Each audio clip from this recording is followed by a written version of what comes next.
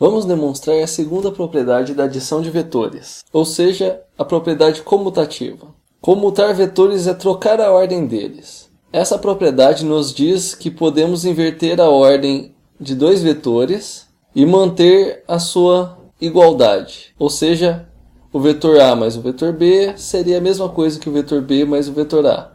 Para fazer essa demonstração, usaremos a primeira ferramenta, que nos permite reescrever os vetores com o nome de algum de seus representantes, e a segunda ferramenta, que é a definição de soma de vetores. A estratégia aqui é fazer essa conta primeiro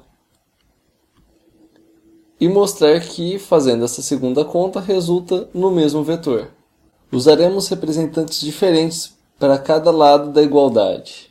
Para fazer a conta do lado esquerdo, tomemos os representantes como AB e para o vetor B, BC. Vamos copiar aqui embaixo e vamos reescrever os vetores.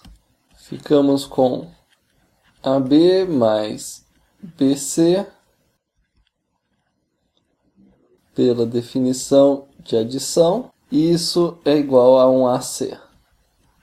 Vamos dar uma olhada agora nessa outro lado. Se utilizarmos os mesmos representantes, a ordem não será alterada.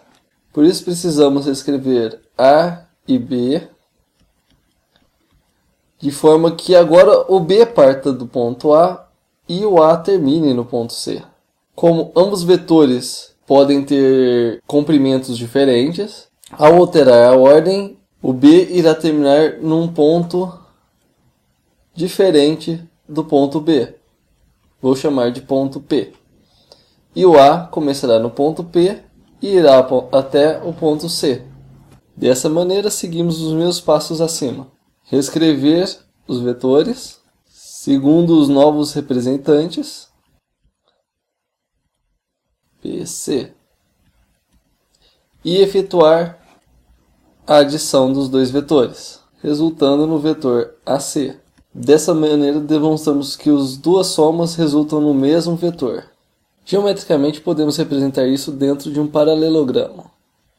Vamos traçar aqui o meu paralelogramo. Certo. Assim teremos o ponto A em um dos vértices, o ponto B em outro vértice e o ponto C no terceiro vértice. E o meu ponto P estará num vértice oposto ao ponto B. Vamos colocar o vetor A aqui. Ele vai de A a B. Como o comprimento de A a B é o mesmo que de B a C, o meu vetor A também poderia estar aqui em cima. Enquanto o meu vetor B, dizemos que ele era BC.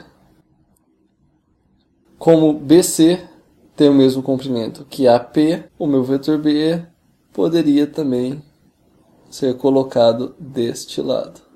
Ao fechar qualquer uma das somas, teremos a diagonal desse paralelogramo, ou seja, o vetor AC.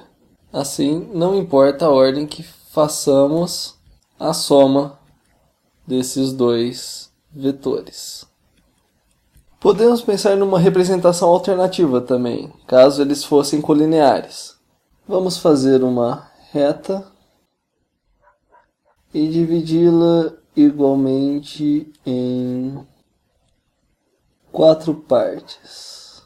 E vamos chamar a primeiro pontinho aqui de A, o segundo ponto de B e o último ponto de C. Assim, o ponto do meio fica sendo P. Vamos escrever o vetor A segundo a primeira conta. Então, A é igual a um AB. Ele seria aqui. Vetor A. E o meu vetor B seria de B a C. De B a C. Note que da maneira que eu desenhei, B é 2 vezes o tamanho de A. Se fizermos primeiro B mais A, partimos do ponto A e vamos até o ponto P. Então A parte de onde seria o ponto P, e vai até o C. O B continua sendo 2 vezes maior do que o A. Então, ao inverter a ordem da soma, estamos apenas invertendo os representantes que usamos, pois a soma sempre se manterá igual, independente da representação geométrica que usarmos. Aconselho que tire um tempo para refletir um pouco sobre essas representações geométricas. Até o próximo tutorial.